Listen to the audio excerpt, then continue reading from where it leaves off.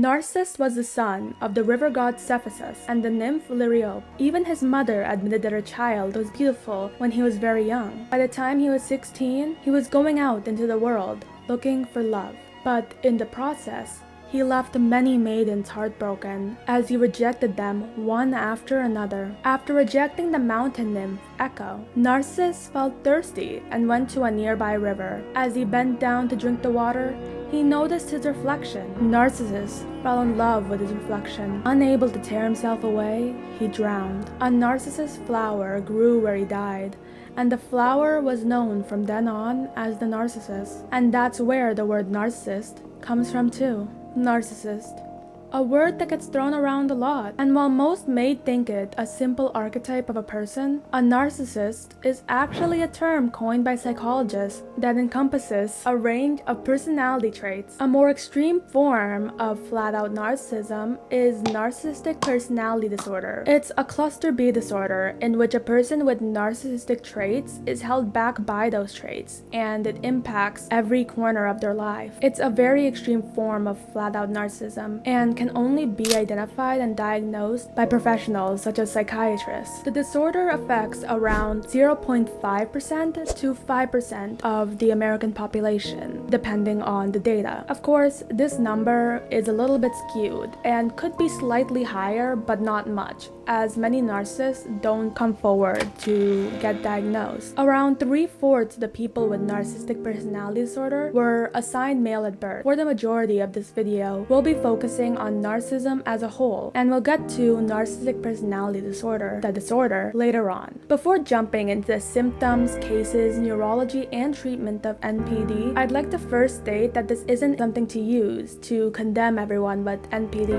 as like most disorders, people with NPD can be in happy, healthy relationships with the right support and a willingness in themselves to change. To be fair, that clause applies to everyone, with or without the personality disorder. So please just remember throughout this video that people who are narcissistic and who have NPD are people too. Without further ado, let's jump right into it.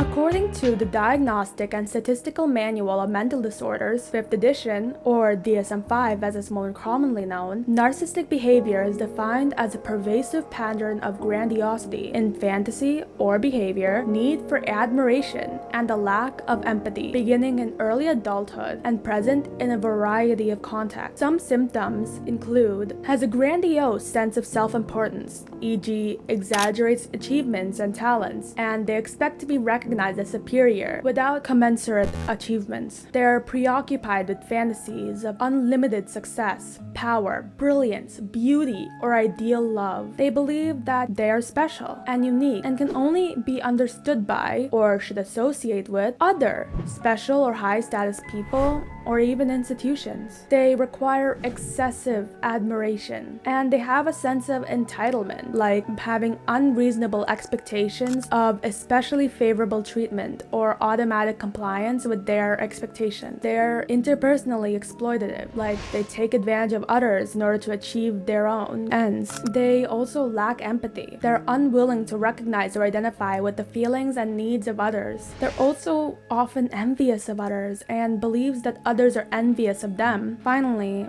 they show arrogant, haughty behaviors or attitudes. I'm sure we can all identify someone in our lives who falls into quite a few of these symptoms. For instance, maybe it's your boss. Perhaps it's your cheating ex-boyfriend, or a classmate who won't seem to shut up about how her grades make her better than everyone else. But does this mean those people have narcissistic personality disorder? Absolutely not. Can they be narcissists or have narcissistic traits without having narcissistic personality disorder? Yes. To be diagnosed with narcissistic personality disorder, an individual must have at least 5 of the aforementioned symptoms that impacts their daily lives. And we'll get into what makes NPD different from narcissistic behavior later on in the video. With that out of the way, narcissism, again, we are not looking at the disorder, but narcissistic traits itself, exists on a spectrum. Let's look at the different ways narcissism can look. There are 5 main types of narcissism, and none of these are their own diagnosable disorders, they're just classifications of how they can appear. The first are overt narcissists. These are the narcissists who you think of upon first hearing the word narcissist. Also known as grandiose narcissism, these are the ones who make their achievements seem much bigger than they actually are. Those with grandiose narcissism are aggressive, dominant, and come off as very self-confident. These people believe that they are superior to others and express that outwardly. They have a tendency to manipulate others too. However, a big thing about overt narcissists is that they tend to be very social and have a lot of friends, or at least admirers. A good example of grandiose narcissism that I'm sure many of you are familiar with is Regina George from Mean Girls. Regina George is a teenager who is the head of the Plastics, the most popular group in school. Regina thinks of herself as the queen bee. She craves admiration from others and thrives off of it. She expresses very outwardly that she is superior. I'm always on your left. And right now you're getting on my last nerve. Switch. Regina only associates herself with people she deems worthy of her attention. Regina is also very outwardly entitled. She also appears to be very self-confident, going to parties and flaunting her body. She shows off how great her life is, and if I could do air quotes, I would right now. But the model kinda won't let me. There are so many examples I can use. I know, right? But using Regina George as an example also raises another very important point.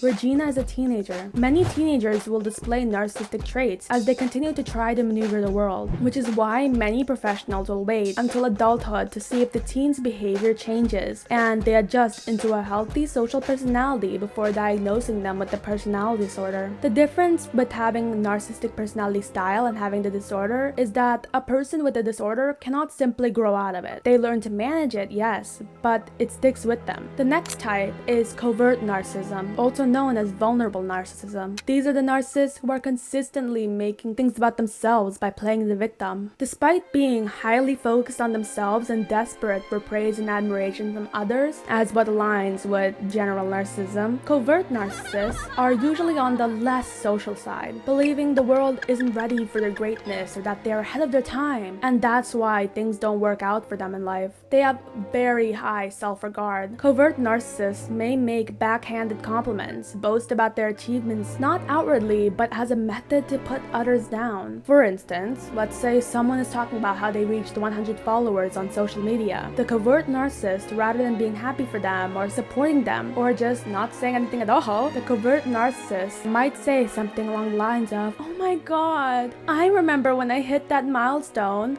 My content was so bad back then, but it's gone so much better since I hit 1,000. Or, I hit that milestone last month, but no one cares when it's me." They make these situations about themselves to receive pity or admiration by others by playing the victim. Their need for validation may also manifest as they talk bad about themselves, compliment fishing and such. The third type is the communal narcissist. They're much harder to notice since they are the type to present themselves as a philanthropist, but still be a narcissist at heart. They volunteer at an animal shelter, but then come home and talk down to their spouse. They're that one annoying sorority girl who goes out to the soup kitchen every month, but while the others are helping prepare the food, she's touching up her makeup in the corner and taking pictures for social media. They're not doing it out of the goodness of their heart to support people, rather to receive praise for doing so.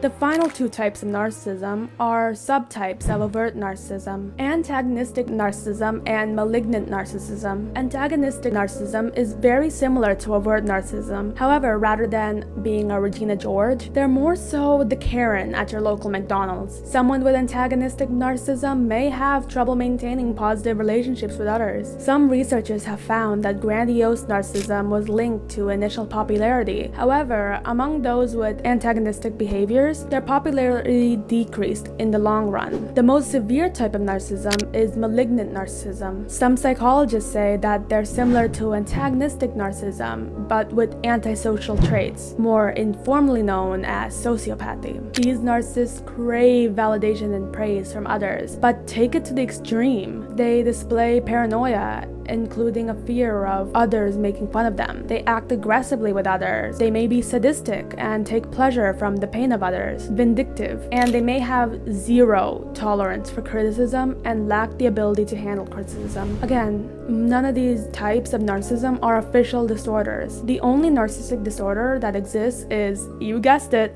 narcissistic personality disorder. NPD versus just having narcissistic behavior or traits is like the square versus rectangle analogy. Both a square and a rectangle have 4 sides, 4 vertices, and all of their vertices are 90-degree angles. However, a square is a quote-unquote extreme form of a rectangle in which all 4 sides are equal. All squares are rectangles, but not all rectangles are squares. The rectangle must fulfill certain requirements to be a square. Similarly, everyone with NPD is a narcissist, but not everyone who is a narcissist has NPD. According to the DSM-5, a narcissist can only be diagnosed with the personality disorder if they meet 5 or more of the symptoms listed when we went over the DSM definition, and they must be an adult. For the reasons we went over when using the Regina George example, their symptoms must also be prevalent in every part of their life and hindering it. Those with NPD suffer from a lifelong disorder, and it's set in stone due to a good amount of trauma to trigger the traits to such a far extent. If a person just displays narcissistic traits at work, but at home or at church they are normal, I guess, they can't be diagnosed with NPD. What even causes narcissism? Now, for this section, a lot of the information I got was from American clinical psychologist Ramani Durvasula. She is a great resource for learning more about narcissistic personality disorder, narcissism, and narcissistic abuse. So if you're interested, check out the eye in the top corner. Alright, back to the actual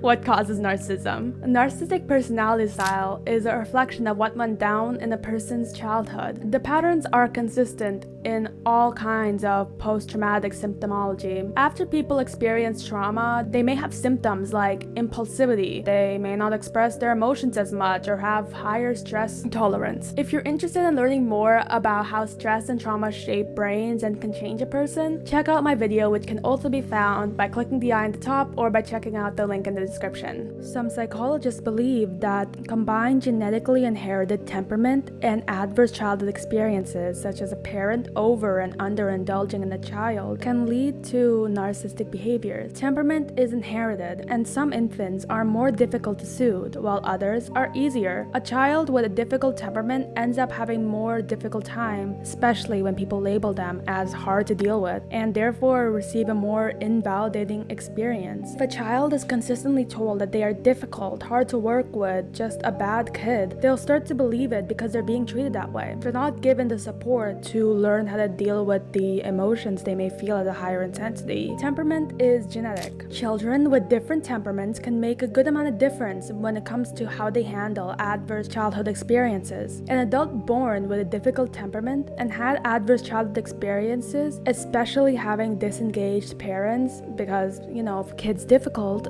the parents might pull away a bit, are at very high vulnerability for narcissistic personality style. Some scientists also believe that a big cause for narcissism is developed by simultaneous over and or under indulgence of a child. For instance, spoiling the kid, but their emotional needs not being met, which is basically the psychological equivalent of only eating junk food. Like, yes, you have food, you're getting the calories, but are they getting the nutrients they need? Now, because they're not receiving the emotional needs, they're never taught how to be comfortable with their emotions, or they may be shamed for having their emotions, and they're unable to learn self-regulation, which is such an important thing to learn in childhood. A good example of this may be when a child is feeling sad and the parent, rather than holding them, instead tells them, "Why are you feeling sad? I've been so good to you. I took you to Disneyland. There's no reason for you to be sad. I've gotten you everything you've ever asked for." Rather than helping the kid experience the emotion and learn to handle it in a positive manner, the parent essentially guilt trips the child, teaching them that their emotion is bad and abnormal. Other psychologists believe that a big contributing factor is conditional love. The parent who only loves their child when they achieve things but disappears or belittles them when they fail. The child finds their worth is sums up to their accomplishment. In adulthood, this can be seen when the narcissist constantly flaunts their achievements, or when another person were to share their accomplishment and the narcissist feels the need to lessen that experience by sharing their own experience. Sometimes, narcissists will give themselves big, lofty goals that no one can achieve, such as solving all the wars in the world. but because they believe they're special, only they can. They're basically saying it more so to gain admiration from others. They may give themselves very small goals too, ones that there's no doubt in their minds they can achieve. So that again, they're living up to that expectation of gaining worth through accomplishing things and can receive the admiration from others for accomplishing such goals. On the flip side of the conditional parent is the helicopter parent, the one who tries to protect their kid from everything. They try desperately to shield their child from disappointment, and while it may have good intent, it hinders the child's development. Childhood is where people learn to deal with disappointment and become comfortable with failure, and practice building resilience with the low risk and proper guidance. This is manifested as the narcissist, again, not seeing the difference between them and others, and not fully understanding how they impact other people, or simply just not having any understanding of their inner world. It's also important to note that if a child grows up in a household where one or two parents are narcissists as well, the child may start to model their parents, especially if they find that their parents are getting away with the behavior. It normalizes the narcissistic behavior, and the child may mirror it in adulthood. We start to see how this translates into the symptoms behind narcissists. Also, please note that this does not mean anyone and everyone who goes through these experiences will end up being a narcissist. A foundation is a foundation. That foundation could be used to build a house, it could be used to build a store, it could be used to build an apartment complex, but the foundation is still a foundation, and just sometimes it might be built into a house. All of this fosters the foundations of narcissism, which is insecurity. While many narcissists come off as self-confident, in reality they really aren't. It stems from a place of low self-esteem and very low self-confidence. A person with self-confidence wouldn't go out of their way to flaunt their accomplishments and such. They would feel comfortable with it themselves because they're able to self-validate. Whereas with a narcissist, they only are able to get their worth and confidence from the validation of others. So they actively try to seek it. Because they aren't comfortable with failure and disappointment, they end up feeling entitled and getting angry, and in extreme cases, even abusive when they aren't receiving that constant admiration, attention. But what does it look like neurologically? The biggest difference scientists have found between a normal brain and a brain with narcissistic personality disorder, they found have lower cortical thickness, and they also have lower cortical volume, which can result in impairments in the social brain. But what does that even mean?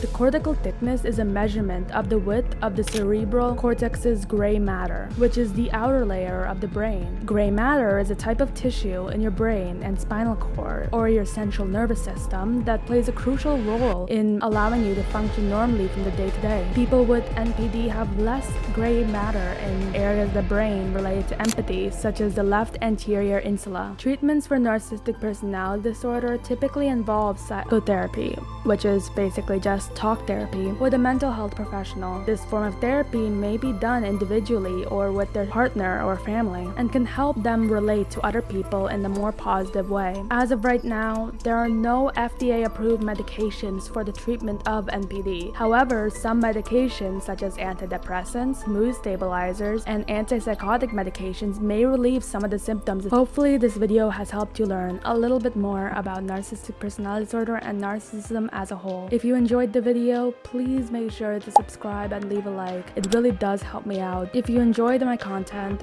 be sure to leave a comment down below of what I should cover next, and I really hope you guys are excited for my next video, because this is basically a part 1 to that. If you want to take a guess on what it's about, you can check out the comments in my last video, as I left a hint there. Once more, I hope you all have a wonderful rest of your day, and resources for help are in the description box down below. Bye!